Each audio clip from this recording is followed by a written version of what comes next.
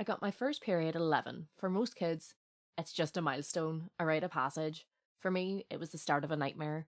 The pain was so intense I'd pass out, miss school, and spend hours curled up. And every time I told someone, the message was just the same. It's normal, just deal with it. By 15, I was desperate. Panadol barely touched it. The pill was offered as a fix-all. Try this one, then that one. But nothing worked. At 17, I learned the pill had swollen my pituitary gland 3 times the normal size. It was putting pressure on my brain, my eyes had gone fuzzy, and I was constantly having to leave school. I was told to stop. No follow-up, no plan, just come off it and figure it out. From 18 to 19, I didn't have a period at all. That brief window felt like freedom, but I quickly realised how deeply endo shaped every part of my life. By 19 to 21, I couldn't endure a period without painkillers. Panadol, codeine, morphine. I felt like a zombie. Moving to university, the pain came back with vengeance.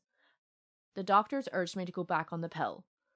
That was my breaking point. Years of being overlooked had exhausted me. Then my mom heard a segment on the radio about endometriosis, and she said to me, "That sounds like you." That recognition was a turning point. We decided to go private. I went to visit a gynecologist in Ballykelly, and it was the first doctor I truly trusted. He actually listened to me. The surgery was booked within a month, and the Mirena coil was inserted to help manage symptoms. When I woke up, I finally had confirmation. It was endometriosis. I wasn't imagining pain, I wasn't faking it, and I wasn't crazy. But along with relief came a harsh reality.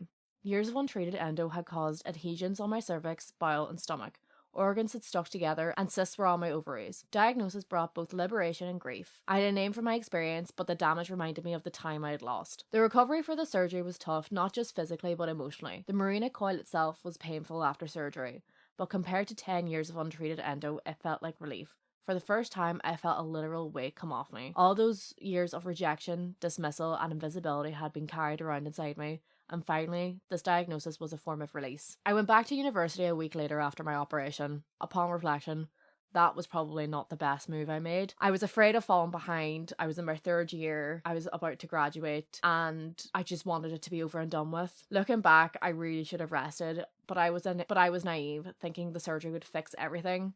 But it didn't. It dawned on me that I hadn't experienced normality in over a decade. No matter how much I tried or what I tried, this was my life now. Even now, working through those feelings is hard. Getting a life-altering diagnosis is jarring, especially when you already knew in your gut long before the doctors did. By the time you're seen, you've become your own expert. You spent years Googling, advocating, and being dismissed. Recovery gave me some control, but also a complicated mix of emotions. On the outside, I look fine. Inside, I'm still navigating flare-ups, learning to live with endo and adapting my life around it.